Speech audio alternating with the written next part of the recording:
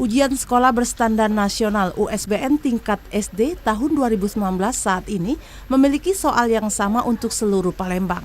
50% soal HOTS dengan pemikiran yang luas dan daya nalar yang tinggi.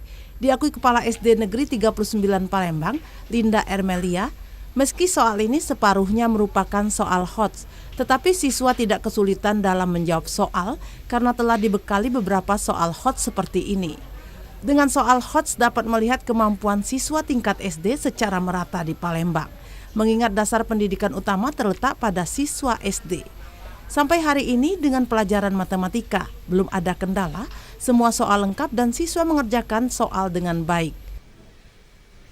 Dari hari kemarin sampai hari ini tidak ada kendala masalahnya, maupun soalnya maupun dari siswanya hadir semua. Untuk anak-anak siswa SD soal HOTS ada, tapi tidak seluruhnya, paling 50%. Tapi kebetulan anak-anak kami ini sudah sebelum ujian, 2 bulan sebelum itu diadakan les tambahan, jadi anak-anak sudah terlatih. USBN ini menentukan kelulusan.